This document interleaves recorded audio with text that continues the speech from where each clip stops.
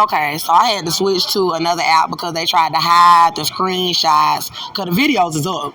So when the right person get it and see what they did to me in this child don't care, and y'all gonna be like, oh hell no, oh hell no, That's exactly why they trying to drown out what I'm saying. They tried to hide the clips. They all around me plotting everywhere. So this was me pregnant in Arkansas at my auntie house when she lured me to Arkansas, telling me that, oh, I know that boy was abusing you, and I see you pregnant. Come on, I help you, and then set me up outside for Arkansas PD to chase me around in the dark with racist white men out there in Arkansas.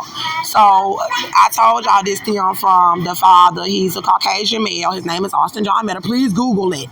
Type in Austin John Meador, Meador, and then you be like, oh, she pregnant by him. And everybody trying to cover it up because she shot him in the leg in self-defense and he's white. And the charges got dropped. And they took her little boy that she got with him and said they were gang raping her baby.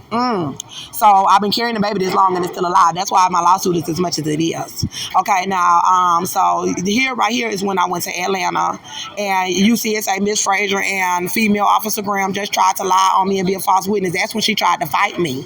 And it said the Salvation Army just tried to stage another altercation to cover up my pregnancy. She was trying to kill my baby up in there. And for these people, these white people in this country. And then I said, I'm safe, forced to leave a shelter in Atlanta. No food, no blankets. I am hungry.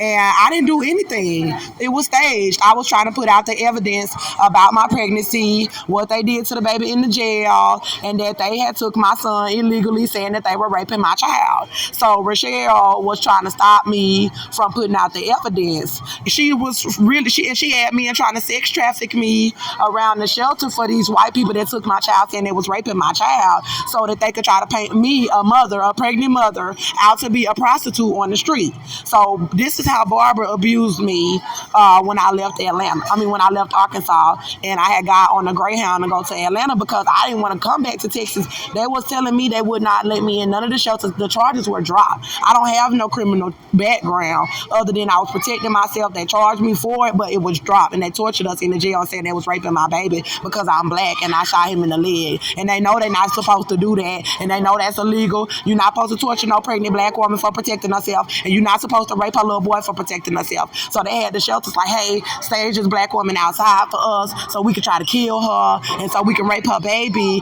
and say that she don't got custody. And if she can come to the shelter, then she'll look like a mom, she'll get healthy, her pregnancy will be all right. Y'all have to end up giving her some help for that baby, and she'll be able to fight Cynthia O'Vera and Austin parents that stole my baby, saying that they was raping my child about Austin's leg. So this is why none of the shelters don't want me up in the shelter.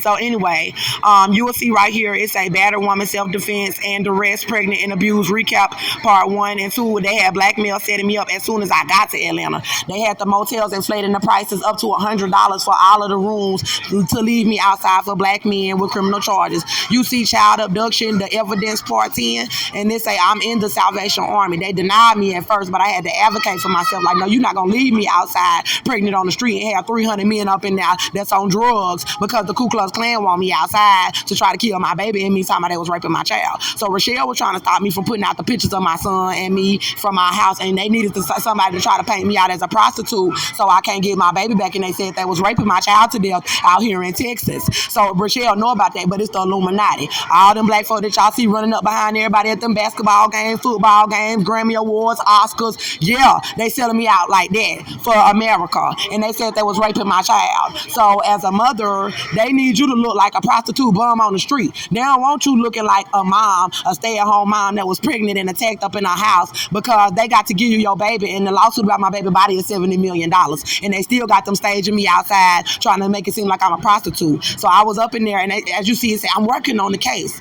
They are oppressing me. Child abduction, the evidence, part 12. Child abduction, the evidence, part 13. Child abduction, the evidence, part 14. Child abduction, the evidence, part 15. Rochelle was trying to stop me from putting out pictures of my son that they done stole and said they gang raped, and you could tell that she was a mother. She was taking care of her baby. He is a white felon attacking her, and she is pregnant, and y'all took that boy talking about y'all raped that baby and then staged to have her up out of that shelter for white America.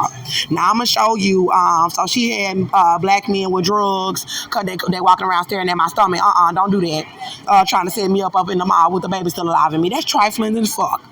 So anyway, Rochelle had men set up around the shelter. They was poisoning trays. Like you see a Salvation Army abusing me. She gave me that little piece of chicken on the side and was giving the other women all of that chicken. Now they had the hospital saying that I was not pregnant in the hospitals. November 2020, you can see on Andrea Jones Antoinette Jones channel, you will see it'll say they wouldn't even get this girl a sonogram talking about she wasn't pregnant, starved her like that. And I went about my own fetal heart monitor because I was pregnant. And it said my baby's clear heartbeat readings, February 7, 2021. My baby's clear heartbeat readings, February 10, 2021. And you can hear it. And she was up in there trying to have them starve me up in the shelter. The other piece of chicken is what they was giving the other women. That little piece of poison chicken is what Rochelle tried to give me. Then it said I need to work on the evidence about my pregnancy. And Rochelle was up in there trying to stop me from working on the evidence and trying to set me up to be murdered with Atlanta police with the baby up in me. So that's why everybody want to try to make noise and follow me and starve me outside. And I said these black people up in here trying to sell me out for the system.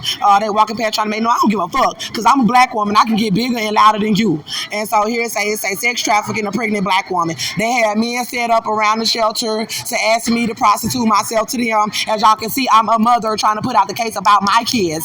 And this is what they was doing. And the baby is still alive in me. And they say they are trying to sex traffic me around the shelter, trying to sex traffic us because they said they was raping my child.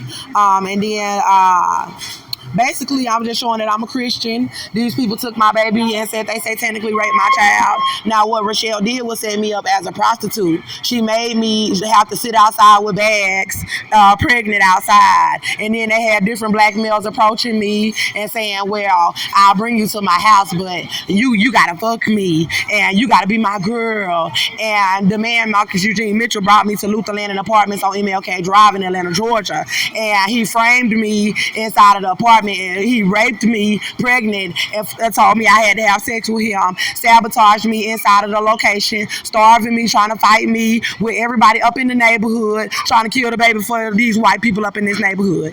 And then I was still posting the baby's heartbeat up in there. And then he tried to drop me off on Fulton Industrial like a prostitute. And I said, they starving me and my baby, I'm pregnant. I told him I'm starving and I'm pregnant. They not about to play me and my baby bump because you can tell that I'm pregnant. And they keep trying to starve me. Then he was like, oh, you just a homeless man. You know, I had this male trying to abuse me all on my social media. And y'all can see, he wasn't abusing me. Nobody was abusing me. I was in the shelter putting out the evidence about my case and them trying to leave me outside for the Ku Klux Klan.